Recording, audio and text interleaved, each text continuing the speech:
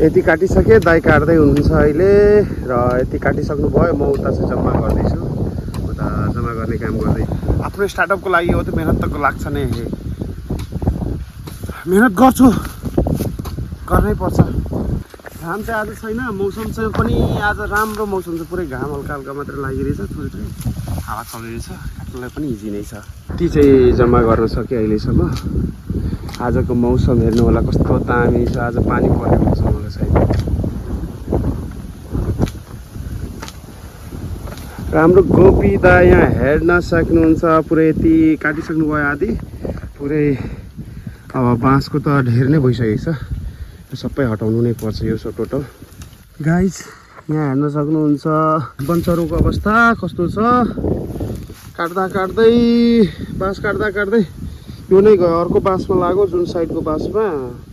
अनि भाँचिहाल्यो अब भोक पनि लागिसक्यो अब खाना खानु पर्छ र मम्मी पनि आइसक्नु भएको छ खाना लिएर उता अब जाने र खाने खाना खाइसके गाइज र पेट पनि भरिसक्यो पेट भोक लागिरहेको थियो र यहाँ खाएपछि होइन यस्तो चाहिँ खुल्ला ठाउँमा आफ्नो खेततिर खानाको टेस्टै नै कुछ बेग्लै हुन्छ कि चेन्जेस स्वाद पनि आउँछ स्वाद पनि बढ्छ खानालाई राम्रै लाग्यो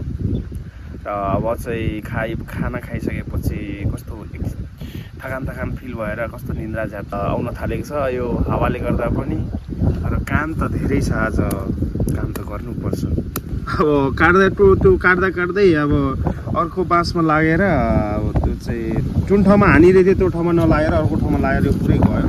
दाइले यसमा चाहिँ ह्यान्डल बनाउनु हुन्छ यसको समात्नै हो सक्नुहुन्छ पुरै काटिसके यति हामी पुरै अब बाँकी भनेपछि यति हो राख्नुपर्ने हुन्छ पछिको लागि पनि काम दिन्छ दाइ पनि आउनुभयो दाइले सघाइदिनु भयो काट्नलाई हाम्रो दाइ उता हुनुहुन्छ म यहाँ छु काट्दा काट्दा थाकिसकेँ अब रेस्ट गर्नुपर्छ अब रेस्ट गर्न घर जाँदैछु अब कुनै बेला आउने पछि जुन कि यो जति छ सबैलाई काटेर अनि त्यसपछि उता सफा गरेर उता एउटा ठाउँमा दाउराहरू उता राख्नुपर्छ टुप्पोहरू